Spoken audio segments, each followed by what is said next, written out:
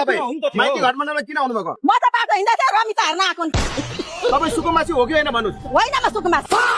अनि किन गाली गर्नु भएको म गरिब मान्छे हो गरिब हो म गरिबको प्रतिनिधित्व गर्ने मान्छे हो मलाई माया लाग्छ गरिबको hello everyone welcome back to my new reaction video I hope सबैजना सन्चै हुनुहुन्छ होला म पनि एकदमै ठिकठाकै छु आज पनि मैले रियाक्सन भिडियो लिएर आइसकेको छु साथीहरू आज चाहिँ रहेको छ पर्वत बस्नेत युट्युब च्यानलबाट राख्नुभएको फेरि आन्दोलन सुकुम्बासीले चाहिँ फेरि आन्दोलन गर्दैछन् रे हैन बालन सरकार विरुद्ध अब त्यो चाहिँ हेरौँ है त साथीहरू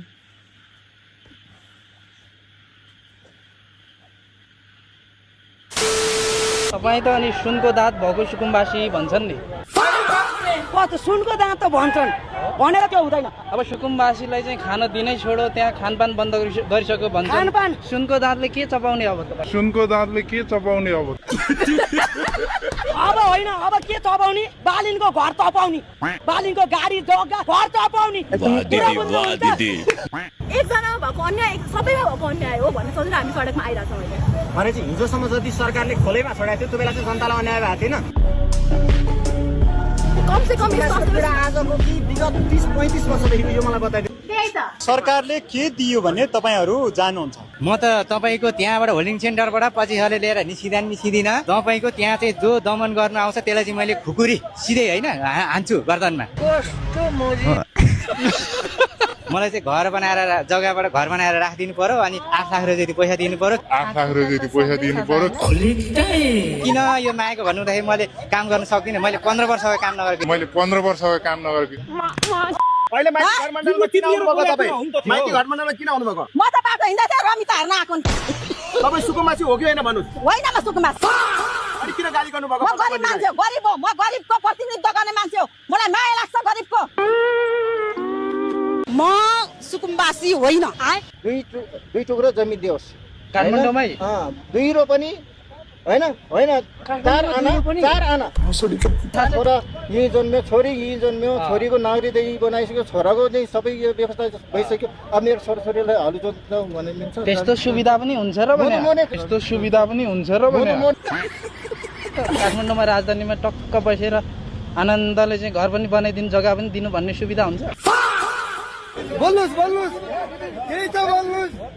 हेलो बोल्नु न आज कार्यक्रम कस्तो लाग्यो तपाईलाई भने कस्तो भयो अरे बाप रे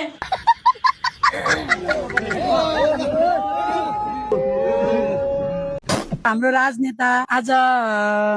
मरेको 75 वर्ष भयो हैन उहाँको जन्मेको यहाँ त हैन यो कान काटेर राखिदिन्छु भन्ने दिदी पनि आउनु भएको रहेछ हैन यो आन्दोलनमा चाहिँ उहाँ पनि सुकुम्बासी हो र भने के हो खास किन यो बालन विरुद्ध किन लागिरहेछन् हो यो विपक्षी मान्छेहरू नै होला सायद होइन केही अलिकति खाना पाएर पनि होला तर राम्रै त काम गरिरहनु भएको छ उहाँले राम्रो गर्दै जानुभएको छ यत्रो 35 वर्षमा नगरेको कामहरू गर्दै जानुहुनेछ अब होइन अब धेरैले रोजगारी पनि पाउनुहुनेछ भन्ने आशा गरौँ होइन अहिले 2-4 महिनामै के गरे हो खै अचम्म लाग्छ कि हाम्रो नेपालका मान्छेहरू देखेर पनि नबुझे हो कि के गरे हो होइन अहिले अब फेरि नेपालका मान्छेले यस्तो भन्यो भने म पनि नेपाली हो होइन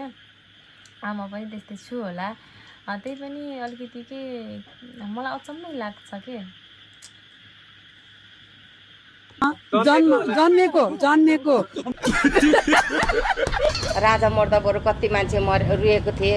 अब यिनी मर्दाखेरि त सबैजना हाँस्ला जस्तो छ अब सबैजना उसको परिवारै मर्दाखेरि सबैजना हाँस्ला जस्तो छ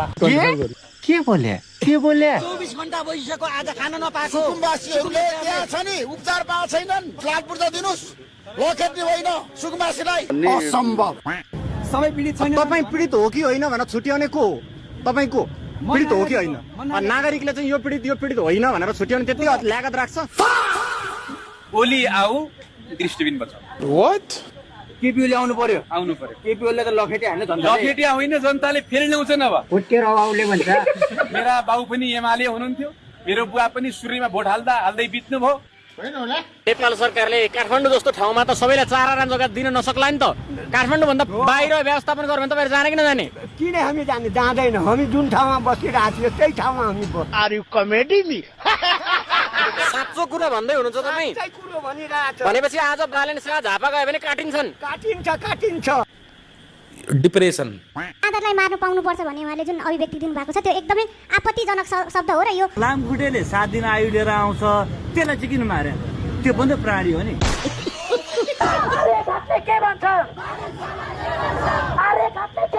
ये सब क्या देखना पड़ रहा है किन दिएन त त्यो ब्यालेन्स कुकुरलाई गर्नुपर्ने यो प्रश्न बरु त हामीलाई त केपी बा नै ठिक थियो सबैको बोली के छ केपी हो नि केपी हो नि केपी बाले भत्ता त दिनु भएको थियो यो ब्यालेन्स कुकुरले त अहिले भत्ता पनि काट्न लागेको थियो एकचोटि क्या बोलूं मैं इस पे क्या बोलूं क्या मैं इस पे राम्रो चिजलाई के अरे नराम्रोलाई देखाइदिनु राम्रोलाई चाहिँ लुकाउनु पर्छ वाह दिदी वाह दिदी दिदी वाह दिदी आफूलाई आफै पछौतो लागिरहेको राजसभालाई भोट हालेर लागिरहेको छ लाग्दैन त हामीलाई पहिलाकै नेता ठिक हुँदो रहेछ किनकि आगो ताप्नु मुडाको कुरा सुन्नु बुढाको हो सबै अक्खा छ हाम्रो लुक्स अनि सुच पनि अक्खा छ हामी नेपाल कम्युनिस्ट पार्टी माओवादी विप्लवको नेतृत्वको पार्टीबाट चाहिँ आएको हो विप्लव पार्टीले हो त यो सुकुम्बासीलाई उचालेको हामीले उचालेको छैन हामीलाई उहाँहरूले चाहिँ आह्वान गर्नुभयो त्योबाट हामी एकैबद्धता जनाउन आएको तपाईहरु कुन पार्टीबाट आउनुभयो विरुद्धमा अलिकति भन्नु हामी वैज्ञानिक समाजवादी कम्युनिस्ट पार्टी नेपाल हो तपाईहरुले चाहिँ सुकुम्बासीलाई पहिला भोट ब्याङ्कको रूपमा प्रयोग गर्नुभयो यो सरकारले चाहिँ व्यवस्थापन गर्छौं भन्यो एक कसरी गलत भयो अब यो सुकुम्बासीका पक्षमा तपाईहरु आउनु भएको छ कहिलेसम्म यसैगरी आउनुस् भन्नुस् त कि त आज हाजिर लाउन मात्रै आउनु कि त आज हाजिर लाउन मात्रै आउनु खेदो खन्नलाई के रहर लागेको छैन हैन हामी आफैले हामी यो ज्यान पर्यो तिम्रै भर मेरो आफ्नो जीविकोपार्जन आफैले गरिरहनु भएको थियो अहिले हैन सरकारी जग्गामा बस्नु भएको थियो नि त उहाँहरु खोला किनारमा पशु संरक्षण भन्छ कुकुर बिरालो बाँदर मात्रै होइन अनगिन्ती प्राणी छन् प्राण भएका सबैले जिउन पाउनु पर्यो म त भन्छु कोरोना भाइरसले किन लगाइस् कोरोना पनि जीवन छ भाइरसको सुई किन लगाइस् हाम्रो जिन्दगी बर्बाद पारेर यिनी माछा खानेहरूको घाँटीमा पनि माछा अड्क्यो हो किन कस्तो मोजी अब यिनीहरूको घाँटीमा सुकुम्बासी अड्किन्छ तपाईँ सुकुम्बासी हो कि होइन वास्तविक भयो तपाईँ सुकुम्बासी होइन गरिब जनताले भोट नदिएको भए यो प्रधानमन्त्री हुनुहुन्थ्यो खै स्वास्थ्य फ्री खै शिक्षा फ्री खै रोजगार खत्म हो गया झापा 5 मा चाहिँ कसले जितेको थियो झापा गएर भेट्नु भएको थियो बालन शाहलाई म चाहिँ एरियाको मान्छे हो हाल्नु भएको थियो तपाईलाई म चाहिँ एरियाको मान्छे हो अनि अहिले चाहिँ लाज मान्नु पर्ने तपाईले चस्मा लाएर फेरि बालनको जस्तै चस्मा लाएर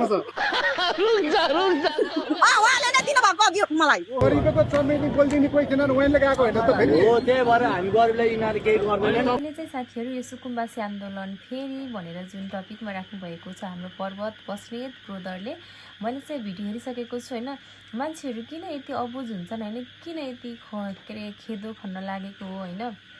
अनि 35 वर्षसम्म त हामीले हेरेकै हो होइन सबैजनाको काम के कस्तो गर्यो के गर्यो भनेर हेरे हो धेरै भ्रष्टाचार गर्ने घुस खाने त्यही त देखिरहेछ नि होइन र अनि अहिले त जुन यो नयाँ सरकार 2-3 महिना भएको छ गर्दै हुनुहुन्छ त होइन मान्छेहरू चाहिँ पहिले खोइ के भयो अलिअलि खानै पाएर जस्तो लाग्छ मलाई चाहिँ होइन मलाई अचम्म लाग्छ क्या त्यही भएर चाहिँ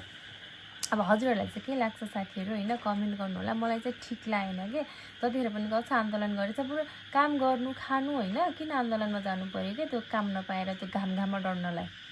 त्यही भएर चाहिँ म चाहिँ यो भन्छु कि हजुरहरू आन्दोलनमा जानुभन्दा बरु घरमै बस्नुहोस् आफ्नो बालबच्चा हेर्नुहोस् राम्रोसँग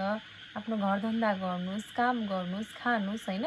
त्यसरी आन्दोलनमा जानै पर्दैन क्या हजुरहरूलाई अब बिस्तारै देश बन्दैछ देश बिग्रेको देशलाई बनाउन अझै टाइम लाग्न सक्छ आजको भोलि हुँदैन त्यही भएर चाहिँ सबैजना धैर्य भएर बस्नु होला र हामी पनि धैर्य भएरै बस्नेछौँ भन्दै पुरा भिडियो हेर्नको लागि चाहिँ हाम्रो पर्वत बस्नेत अफिसियलमा गएर हेर्नु होला र मेरो यो च्यानललाई पनि माया गरिदिनु होला सब्सक्राइब पनि गरिदिनु होला र के कस्तो रियाक्सन भिडियोहरू लिएर आउने भनेर हजुरहरूले पनि कृपया प्रतिक्रिया दिनु होला भन्दै आजको मेरो यस भिडियोबाट चाहिँ bye bye love you all